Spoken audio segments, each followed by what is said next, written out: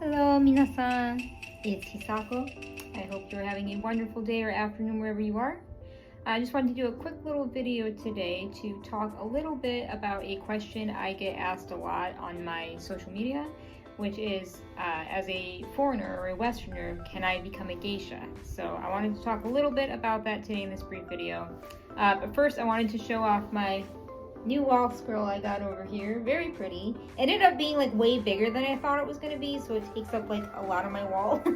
But I really love how beautiful the cranes are in this. Cranes are one of my favorite motifs next to maple leaves, so I love anything with cranes on it. So yes, my very big new wall scroll. Well, new to me, it's vintage. But anyway, moving along after sharing that. So this is the big thing, because people will always ask me like, oh, like, can you become a geisha? Sometimes, I think because of the way I do my henshin, I've even been mistaken a couple times for like, oh, are you a real geisha? And obviously, if you've watched any of my previous videos, I've been very adamant about explaining again that I'm not a real geisha. I am what's called a henshin, which is sort of like a geisha reenactor, essentially. Like it's sort of like you're doing a historical reenactment and trying to be as accurate as possible. But I am not a real geisha. I've not been through the proper training or certification to become a real geisha. I'm simply somebody who has a hobby and an interest in geisha and wanted to learn how to do the appearance and some of the traditional arts that they do as well. So becoming a geisha as a foreigner is not easy to do. Is it impossible? No. Is it extremely difficult? Yes. So here's what I'm going to explain. So let's start with Kyoto. So when we think of geisha, we usually think of Kyoto. This is sort of like the home of geisha that we always recognize, where we see geiko and maiko and like all of the different colored kimono and hair decorations, and very traditional. So Kyoto doesn't really have any foreign geisha. There have been, as far as I know, a couple that have gotten into the okia in Kyoto, but it's very rare. None of them were like of Western descent, like European or any kind of other ethnicity. I've heard there was one who was born in Japan but then spent most of her life in the US and became a geisha in Kyoto for a brief time. But again, she was already Japanese. She had just spent most of her life in the US. I think there was one from, Taiwan that had gotten in, but I'm not 100% sure on that, so don't quote me on that. But I think I do remember hearing about somebody from Taiwan that had been accepted into an okia in Kyoto. And I think that's all I know of for now. But generally speaking, in Kyoto, if you're a foreigner or a Westerner, it's pretty much a no-go. It's very unlikely, just because it's very strict. And the training is very strict. Oftentimes, these women start out when they're young, 14, 15 years old. So it's not impossible. You can start when you're older and you just skip the maiko phase and you just go straight to geiko. But oftentimes, these women will start when they're young. So they go through a maiko phase. So I want to say, as far as Kyoto goes, I would write it off. If you look at places like Tokyo, for example, we have had a few foreign geisha in Tokyo. Probably the most famous that a lot of people think of would be Kimicho. And Kimicho was an American from Missouri here in the U.S. that had been a geisha for a couple of years before retiring. And so she had done that for a couple of years. There have been other foreign geisha as well. I think Kimicho has been the only American that we've had that had become a geisha in Tokyo. But there was also, I think her name was Eve, who was from Ukraine. As well as I've heard there's been one from China. There's been one from Peru, I think. And a few others. So there's been foreigners as geisha in Tokyo. I will say, though, it is extremely difficult to get in. The big thing is you kind of have to know the right people. You kind of have to know who to speak to. It's not easy. I personally don't even know any okia to contact myself. So it's very hard to find the proper people to contact, to talk to about becoming a geisha, or in this case, a geiki, in like places like Tokyo. But the biggest thing that I've heard that they're very strict on is you need to be fluent in Japanese. You need to be fluent. That is like a non-negotiable.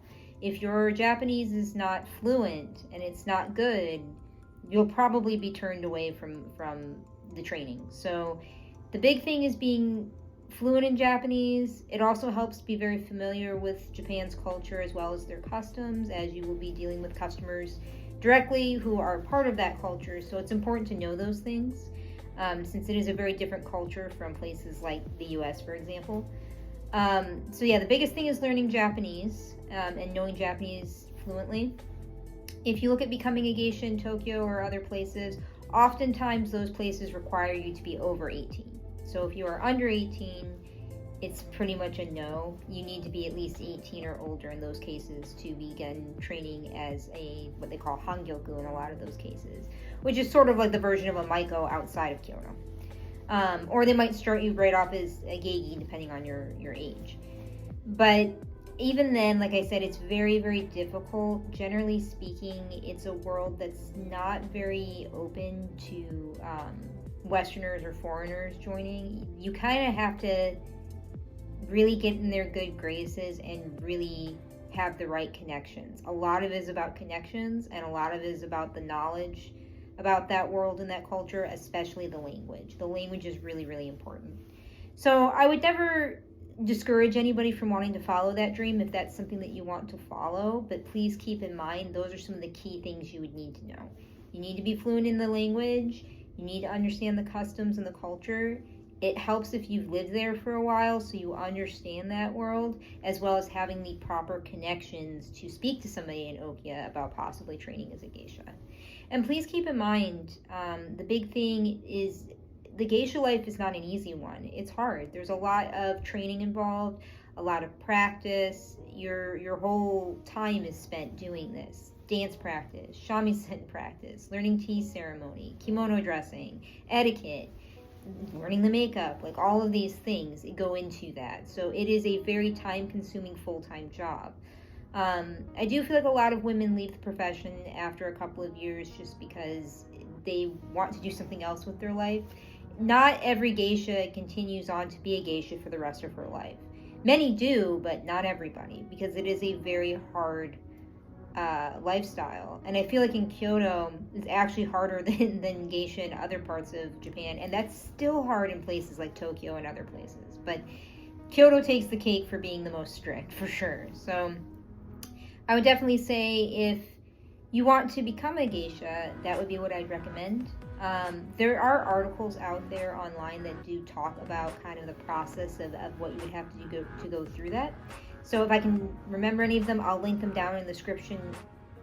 I'm getting tongue-tied. I'll link them down in the description below.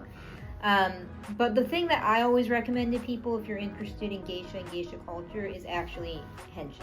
So I really, really love being able to do henshin because it allows me to kind of explore and experience a little bit more about geisha culture.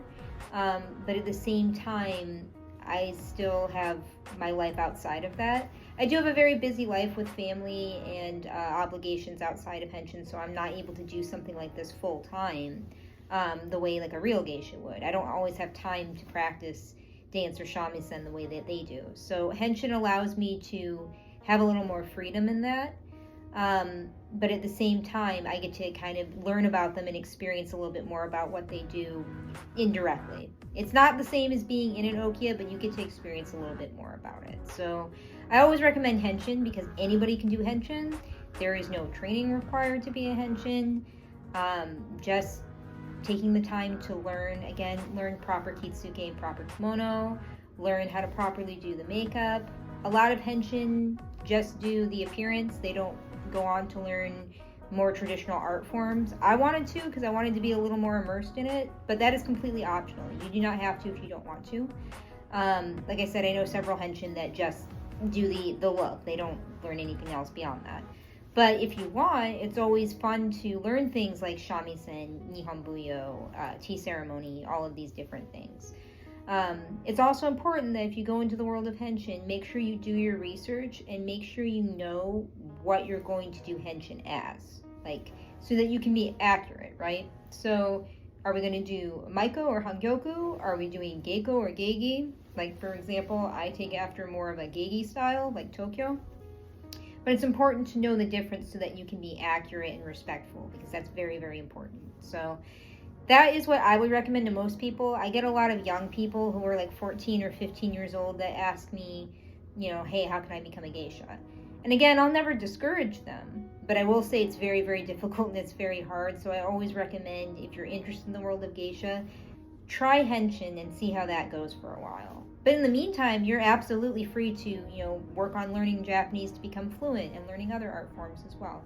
But again, I would recommend henshin as a Westerner simply because it's a little more of an easier way to explore this culture without completely getting involved in it, just because it is a very difficult lifestyle, and I wouldn't recommend it to everybody because it is very challenging. Even myself as a henshin, I don't have the full time in my life to dedicate my entire life to something like this, since I have so many other things I have to take care of in my life. So henshin allows me to sort of explore that when I have my own free time to do that. So that is a little bit about, I guess, how to become a geisha if you wanted to. Again, I recommend, as a Westerner, checking out henshin first, just because I think that's a great way to kind of explore that.